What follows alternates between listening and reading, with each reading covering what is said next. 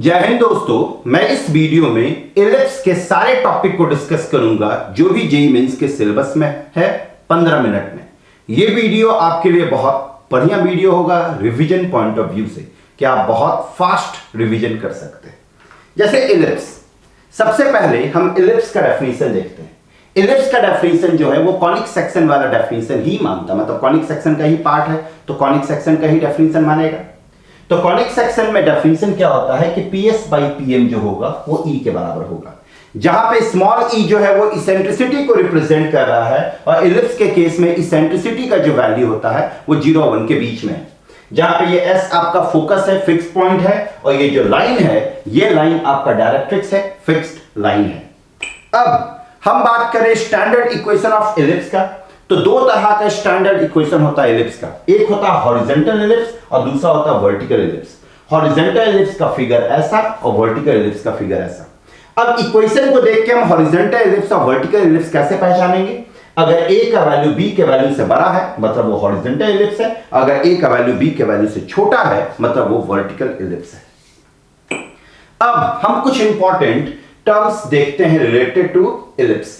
जैसे यहां पे गौर करें, ये आपका इलिप्स है, यहां पे ये आपका डायरेक्ट्रिक्स व्यू, यहां पे हम आपका कौन सा इलिप्स लिए? हॉरिजॉन्टल इलिप्स लिए। तो ये इलिप्स जो है इसमें दो फोकस होता है, दो डायरेक्ट्रिक्स होता है। ये आपका डायरेक्ट्रिक्स हो गया, ये आपका डायरेक्ट्रिक्स हो गया, यहां पे आपका फोकस, यहां पे आपका फोकस। जिस लाइन के अबाउट कर्व सिमेट्रिक होता है उसको हम कहते हैं एक्सिस ऑफ सिमेट्री। तो इलिप्स देखिए x एक्सिस और y एक्सिस के अबाउट सिमेट्रिक है, तो यहां पे x एक्सिस और y axis axis of symmetry है। क्योंकि यहां पे दो एक्सिस ऑफ सिमेट्री है तो दोनों को अलग अलग रखने के लिए हम नाम देते हैं मेजर एक्सिस और माइनर एक्सिस का। यहां पे देखिए ये रीजन बड़ा है इसके मुकाबले, तो x एक्सिस यहां पे मेजर एक्सिस कहलाएगा और y एक्सिस आपका माइनर एक्सिस कहलाएगा। ये आपका वर्टेक्स कहलाता है, इसको हम वर्टेक्स कहते हैं। तो यहां पे, और ये आपका हो गया फोकस और ये हो गया आपका डायरेक्ट्रिक्स। जो कॉर्ड फोकस से पास करेगा और परपेंडिकुलर होगा एक्सिस पे उसको हम क्या कहते हैं? रेट्रोसेक्टर। तो ये हो गया आपका इलिप्स का सारा इंफॉर्मेशन। ये डायरेक्ट्रिक्स हो गया, ये फोकस हो गया, ये वर्टेक्स हो गया, और जो इससे पास कर रहा है वो क्या हो जाएगा? आपका रेट्रोसेक्टर। और जिस लाइन के अबाउट कर्व सिमेट्रिक होता है वो आपका क्या कहलाता है? Axis of symmetry. सेंटर, यहां पे गौर करें, मेजर एक्सिस और माइनर एक्सिस एक दूसरे से कहां पे इंटरसेक्ट किया? ओरिजिन पे। तो ये जो पॉइंट है ये कहलाएगा सेंटर ऑफ द इलिप्स।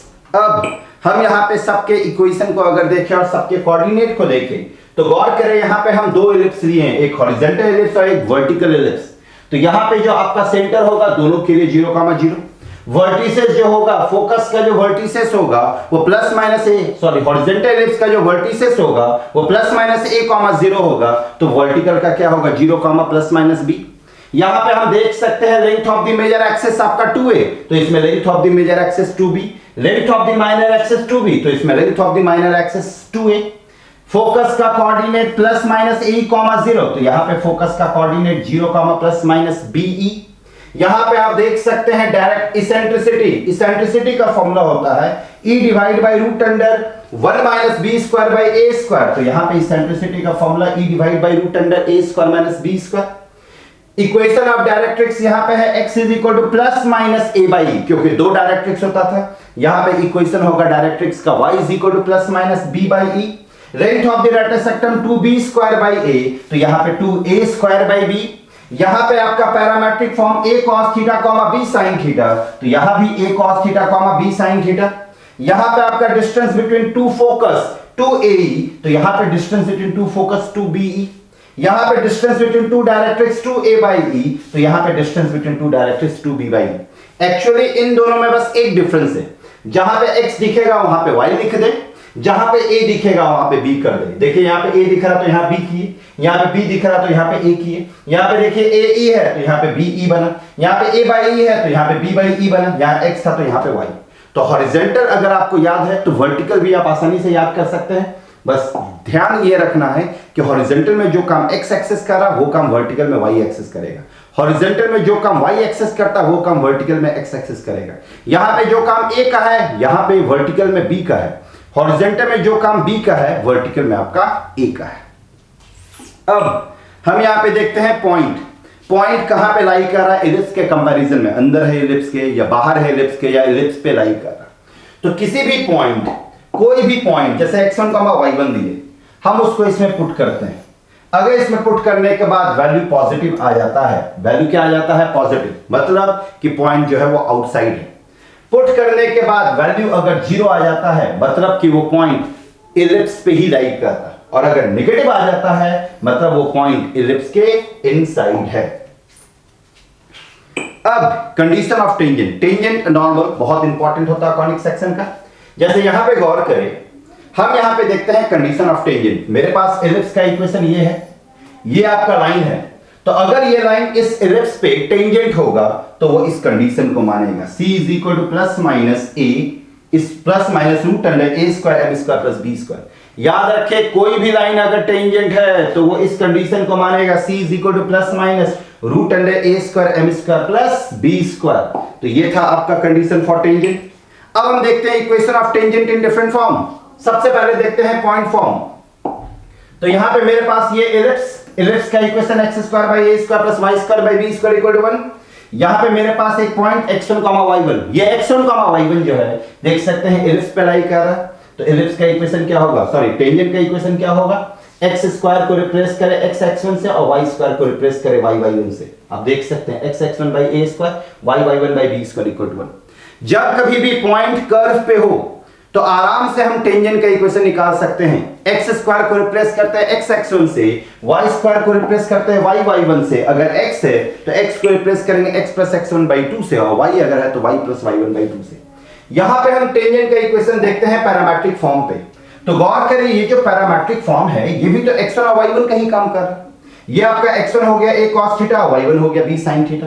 तो यहां पे हम x स्क्वायर को किससे रिप्लेस करेंगे, x a cos थीटा से। y स्क्वायर को किससे रिप्लेस करेंगे, y b sin थीटा से। तो जैसे ही हम रिप्लेस किए आप देख सकते हैं x a cos थीटा तो यहां पे आ गया, y b sin थीटा, नीचे a स्क्वायर नीचे b स्क्वायर कैंसिल होके क्या आ गया, x cos theta by a, और यहां पे y sin theta by b is equal to 1 आ गया। तो ये था आपका equation of tangent at the parametric point. अब हम देखते हैं टेंजेंट का इक्वेशन कब, जब slope of the tangent given है। जैसे ये आपका टेंजेंट है, इसमें स्लोप दिया हुआ इस टेंजेंट का, तो टेंजेंट का जो इक्वेशन हो जाएगा y equal to mx plus c होता है। आपको पता है y equal to mx plus c line का इक्वेशन हुआ। क्योंकि ये लाइन इस इलिप्स पे टेंजेंट है तो ये टेंजेंट के कंडीशन को मानेगा। टेंजेंट का कंडीशन क्या था, c is equal to plus minus root under a square m square plus b square. तो इस c की जगह पे हम रखे तो देखिए इक्वेशन ऑफ द टेंजेंट आ गया कब, when slope of the tangent is given. अब हम देखते हैं point of contact. Point of contact किसको कहते हैं, जिस पॉइंट पे टेंजेंट लाइन इलिप्स को टच करे। यहां पे देखिए दो टेंजेंट है, एक ही स्लोप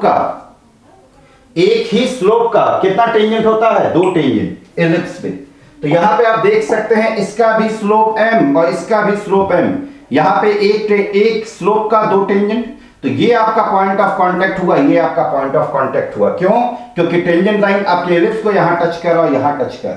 तो टेंजेंट पॉइंट ऑफ कांटेक्ट का कोऑर्डिनेट हो गया minus plus a square m divide by root under a square m square plus b square, comma plus minus b square divide by root under a square m square plus b square.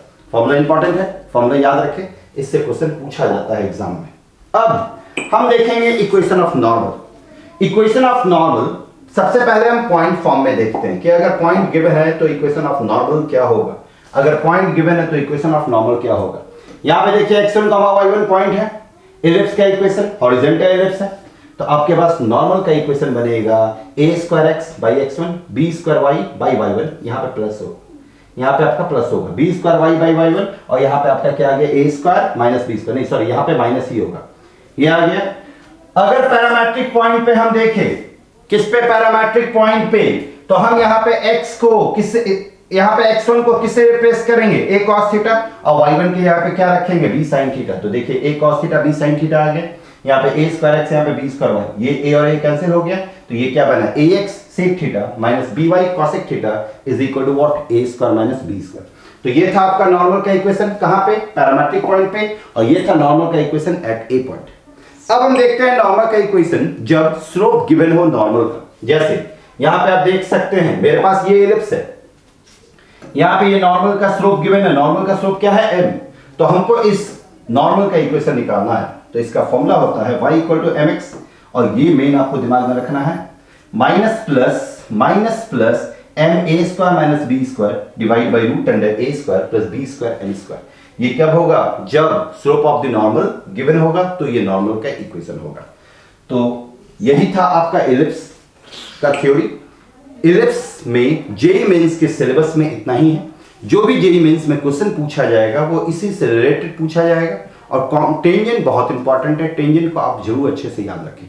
Ellipse में दो तरह का ellipse, horizontal और vertical, आप दोनों को compare करके पढ़े तो ज्यादा आसान होगा। Thank you very much.